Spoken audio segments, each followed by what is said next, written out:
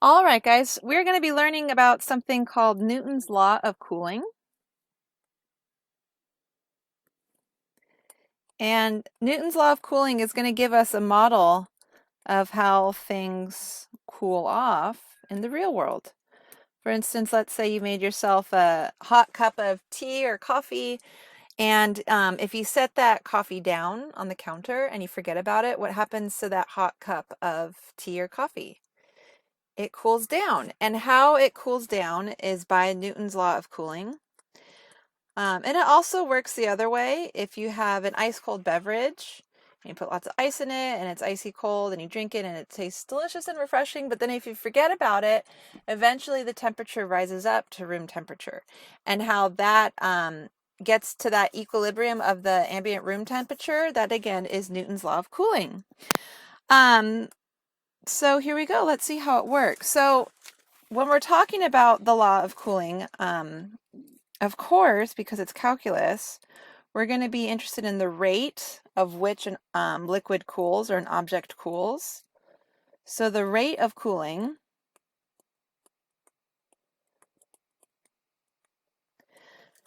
is actually, it's proportional to the temperature difference. For instance, if we were to throw a cup of boiling water on a snowy day outside, the cup of boiling water would instantly cool off and evaporate, right? And that's because that extreme temperature difference is so great, going from a boiling cup of water compared to freezing cold.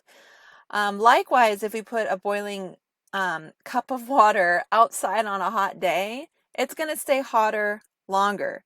So the rate of which the liquid cools or an object cools is proportional to the temperature difference. So we're going to use this fact to help us derive a formula for Newton's law of cooling.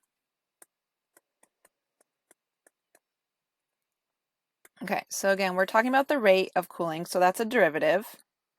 So the difference of the derivative of the temperature relative to time, or the derivative of the temperature with respect to time. So capital T is temperature. And we're saying it's proportional to the temperature difference. So when something's proportional, we're multiplying it by a constant.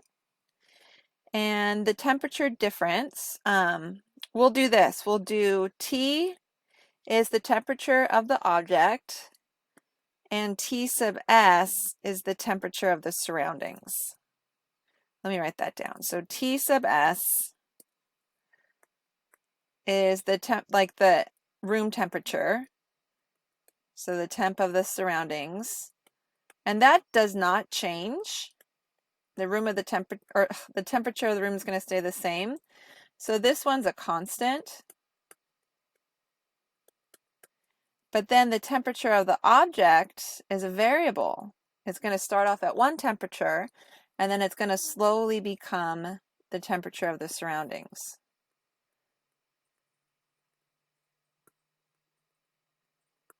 Okay, so this one is changing. So this one is our variable. And we're going to let it be a function of time. So we're going to let T be a function of time. As more time passes, the temperature of the object, again, is going to become closer to the temperature of the surroundings. Okay, so there we go. And then what we're going to do is we're going to call that temperature difference, we're going to call that Y. So let's let Y be a function of time, and it's going to be equal to that temperature difference.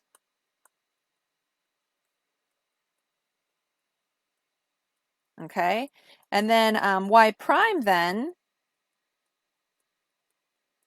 is going to be equal to T, the derivative of the temperature, okay, which is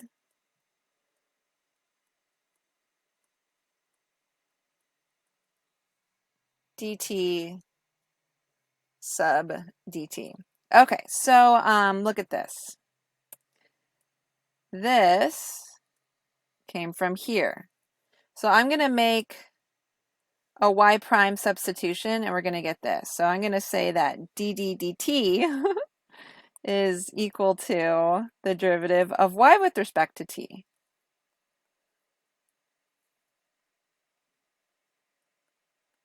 All right, so that's what we just showed. So, and dt is equal to this, k times y. So what did we just show? We show that dy dt is equal to k times y.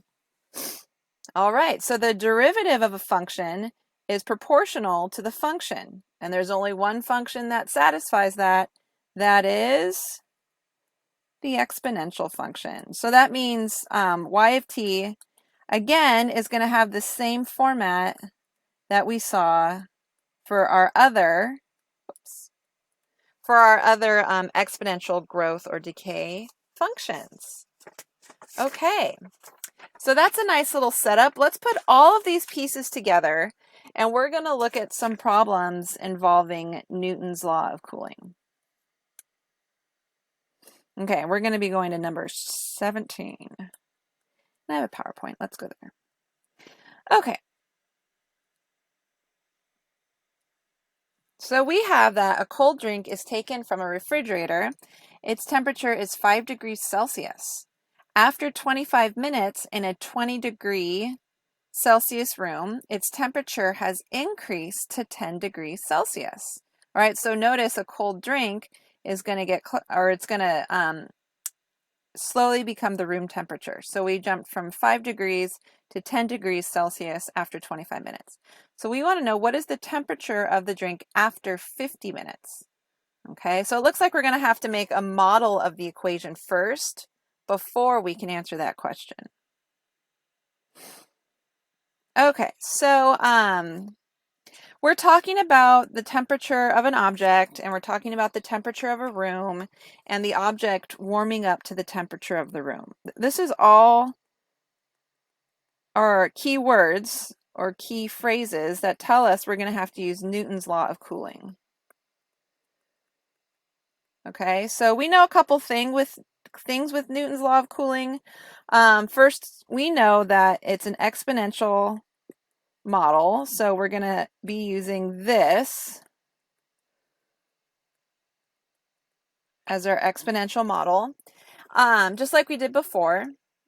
And the other thing we know is we know that this dt, feel silly saying that, or dy dt is equal to k times t of t minus t of s. All right, again, where y is equal to, y of t is equal to that temperature difference. Okay, so these are all things that we're bringing along with Newton's law of cooling. Okay, so first of all, let's look at y of t. Do we know the temperature of the room? We do. That was given in our problem. The temperature of the room is 20 degrees Celsius. So that's Ts, T sub s. So let's write that. So we know that y of t is equal to t of t minus 20. Okay? All right, so what are we doing? So we need a couple things, right? We need to figure out k, and we need to figure out the y of 0. So these are all things we're going to be working on. So let's do y of 0 first, because we have that right here. Okay, we have our function of y. So y of 0 is going to be equal to the temperature of the object at time 0 minus 20. All right, do we know the temperature at time 0? Let's go back to our problem. Well, it's right here. A cold drink is taken from the refrigerator, and the cold drink has a temperature of 5 degrees Celsius. So that's your T of 0.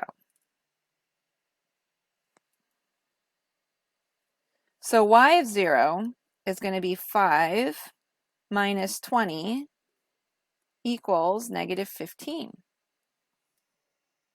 Okay, so then that means we have one part of our formula, right? So y of 0 is negative 15. Then we have e to the kt. So now all we have to do is get that k. All right. So we're given another piece of information. We know that after 25 minutes, the temperature has increased to 10 degrees Celsius. Okay, so after 25 minutes, I'm going to write it right here. After 25 minutes, the temperature has increased to 10 degrees Celsius. Oops, let me erase that. Because it's not, I said y, but it's not y. T, this is why these problems are a little bit tricky. This right here is the temperature of the object. Remember how that's how we defined it later? Or I'm sorry, right before this problem. So T after 25 minutes is equal to 10.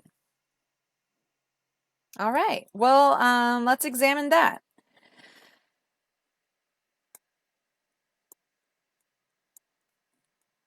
Let's relate this back to y sub t. Excuse me. All right, let me remind you what your y sub t function is. And now at 25, y sub 25, this is going to be equal to t of 25 minus 20. Okay, and we just determined that t of 25 is 10.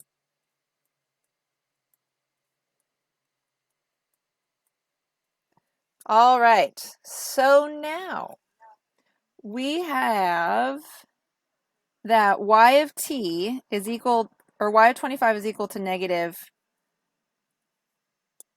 10. So we're going to use this problem and the fact that y of 25 is negative 10 to get that k.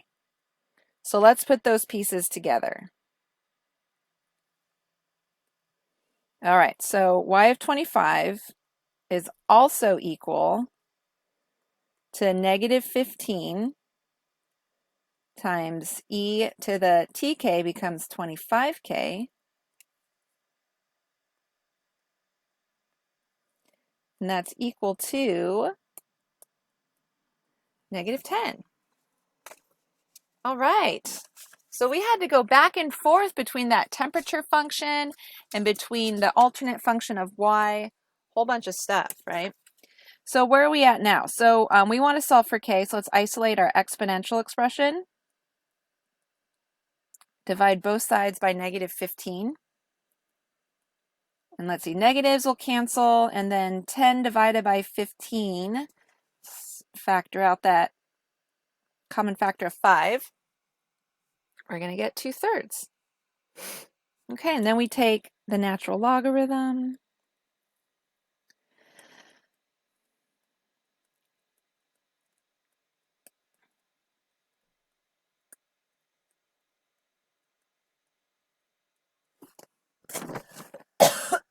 And that's our strategy whenever we have a variable as an exponent, because now we're able to bring that variable down. And what's the natural log of e? It's 1.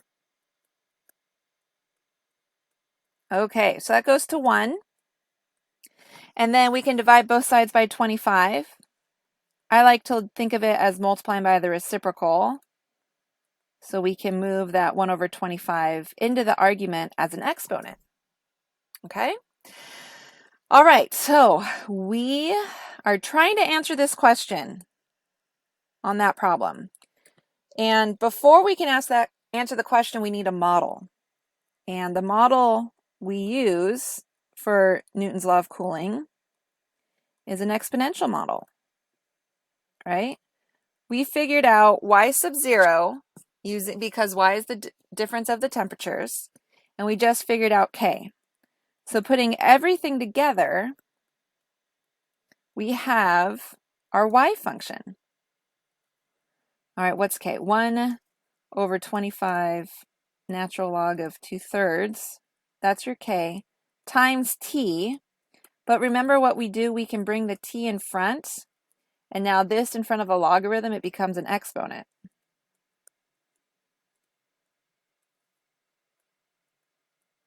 And the reason why that's nice is e and natural log kind of cancel each other out, huh?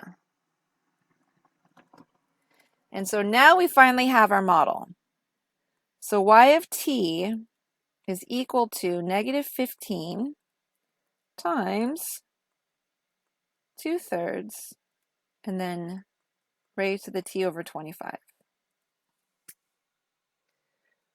Okay. So there you go. That's the first part before we even really start the problems. So now we made a model so we can answer questions about the scenario. And now we want to know, what is the temperature of the drink after 50 minutes? Okay.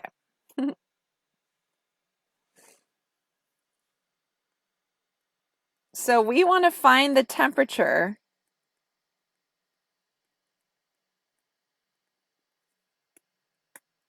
after 50 minutes. Okay, so do you remember in all of Newton's law of cooling, and there's lots of things being played, which one symbolizes the temperature of the object? Because that's what we find, the temperature of the coffee after 50 minutes. T. So while it's tempting to just plug this in 50 and right here into y, that's not what we're doing. We have to plug it in to the temperature function, T of 50. All right. What do we know about our function T? Well, we know that y of t is equal to T of t minus 20 in this case.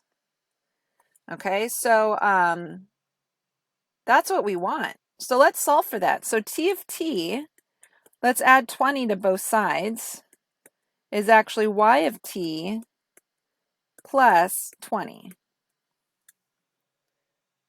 All right, so if we wanted to find T of 50, we'd have to plug in T of 50. So we have to find y of 50 first, and then we have to add 20.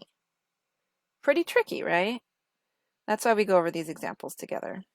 Okay, so y of 50, we're looking at -15 times 2/3 raised to the t over 25. So 50 over 25 plus 20. Okay, so that's just going to square. We're just going to be squaring stuff. All right, let's go ahead and, sorry, when I say squaring stuff, I meant the 2/3, just the 2/3. So throw that into your calculator. Parentheses are important. And what do you get? You should be getting something like 13.3. What are the units? Degrees Celsius. Good. All right. So a lot of back and forth on that one. So these cooling problems, or Newton's law of cooling problems, you have to be really organized. All right, and then part B, when will its temperature be 15 degrees Celsius? Part B. All right, well, we want to know, when will the temperature of the coffee be equal to 15? Okay, so again, we know that T of t is going to be equal to, let me go down a little bit, y of t plus 20. T of t is equal to y of t plus 20.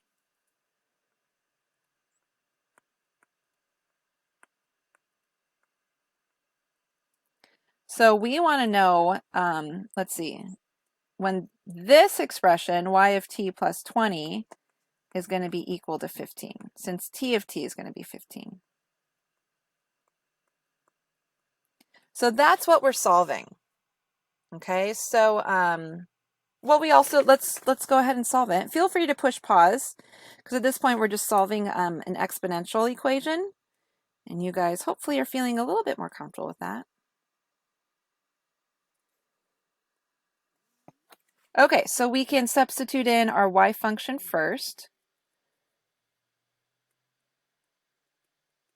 We're trying to figure out that t.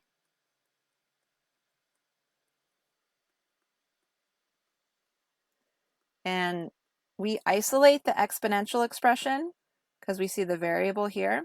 So we can subtract 20, so negative 5, and then divide out by negative 15. So it's negative 5 divided by negative 15. Positive 1/3. Okay. And then what do we do next? We take the natural log of both sides. So we can bring the variable down in front.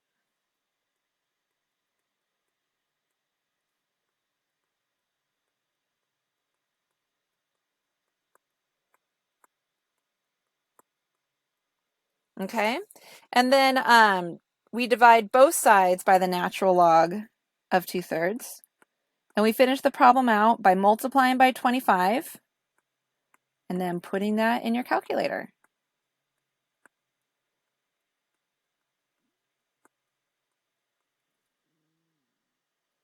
Okay.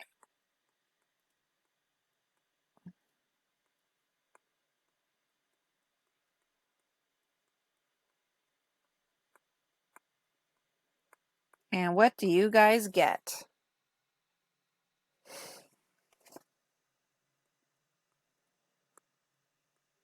I got about 16.7, and then units, of course, which are minutes in this case. Okay, good. So I recommend kind of reviewing this problem because, like I said, there's a lot of back and forth. You have the y exponential function, right? But then you have to remember that the temperature of the object is behaving as its own function. And why is that temperature difference? So you're really going back and forth between those two functions. Okay, so it's really important to be strategic and be super organized. All right, one more type of problem we're going to be looking at. We're going to be looking at interest rates, and we're going to be doing that in part 4.